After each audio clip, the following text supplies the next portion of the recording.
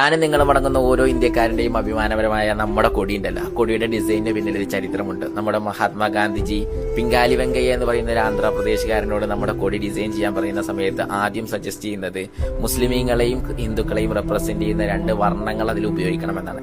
പിന്നീട് അദ്ദേഹം ഒരു വൈറ്റും കൂടി ആഡ് ചെയ്യുന്നുണ്ട്, ക്രിസ്ത്യൻസിനെയും അതുപോലെ മറ്റ് കമ്മ്യൂണിറ്റിയെയും ഉൾപ്പെടുത്താൻ വേണ്ടി. അതിന് മൗലാന മുഹമ്മദ് അലി ജൗഹറൊക്കെ സപ്പോർട്ട് ചെയ്യുന്നുണ്ട്. നമ്മൾ ഓഗസ്റ്റ് 15 വാനിൽ ഉയർത്തുന്ന നമ്മുടെ ആ പ്രതീകമായിട്ടുള്ള കൊടി ഉണ്ടല്ലോ, നമ്മുടെ രാജ്യത്തിന്റെ അഭിമാനമായ കൊടി, ആ കൊടി പറയുന്നത് ഇന്ത്യ ഒരുത്തിന്റെയോ ഒരു സമുദായത്തിന്റെയോ കുത്തകയല്ല, മറിച്ച് ഇന്ത്യയിൽ ജനിച്ചു വളർന്ന ഓരോ ഇന്ത്യക്കാരന്റെയും, ഓരോ മുസൽമാന്റെയും, ഓരോ ക്രൈസ്തവന്റെയും, മതമുള്ളവന്റെയും മതമില്ലാത്തവന്റെയും ഒക്കെ നാടാണ് ഇന്ത്യ. അതുകൊണ്ട് ആരെങ്കിലും ഇന്ത്യ ഞങ്ങളുടേത് മാത്രമാണെന്ന് വാശി പിടിക്കുന്നുണ്ടെങ്കിൽ നിങ്ങൾ മനസ്സിലാക്കണം, ഒരിക്കലും നിങ്ങളുടെ ഇന്ത്യ നിങ്ങളുടേത് മാത്രമല്ല, നമ്മുടേതാണ്. അതെല്ലാം ഉൾക്കൊള്ളുക, പരസ്പരം സ്നേഹത്തിലായി ജീവിക്കുക.